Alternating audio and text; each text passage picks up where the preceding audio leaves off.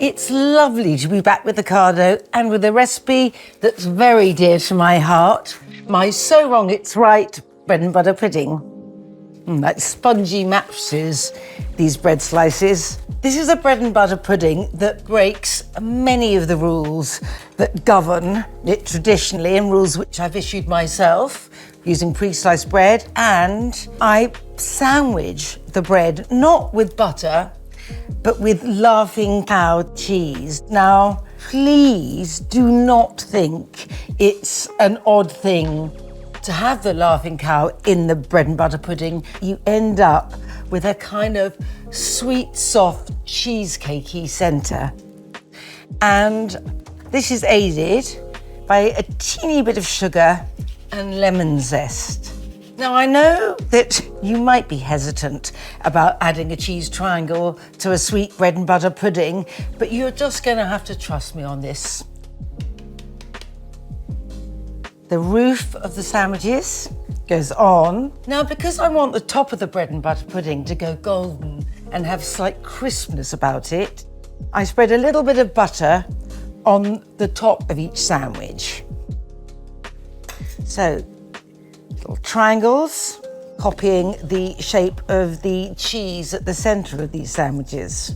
Now, it's up to you how you arrange these sandwiches. It may not surprise you to know that I favour the higgledy-piggledy approach. So I have some sandwiches with the crust down and some up. And once all the sandwiches are in the dish, I shall whip up a custard to pour over. Custard always sounds like it's going to be very complicated. It really is just eggs, vanilla, sugar, milk. Beautiful. Plenty of eggs here, but that's what gives the custard its wonderful, voluptuous richness, and without using cream.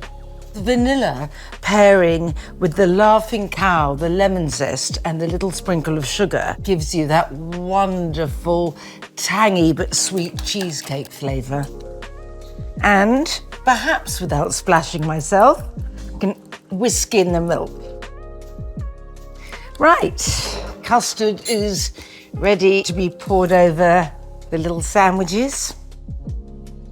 What I like to do is just spoon over some custard just to make sure that all the top parts are properly coated. Now, it's a pale bread and butter pudding, as it should be, but as it cooks, especially with the aid of a little demerara sugar on top, it's gorgeously golden and with a teeny bit of crunch. But under its crispy, crunchy topping, it is soft, squidgy, and once it comes out of the oven, I can eat it straight away. Beautiful. Now, this is lovely just as it is, but I do love a gleaming squiggle of golden syrup. And you can find this recipe exclusively on ocado.com/Nigella.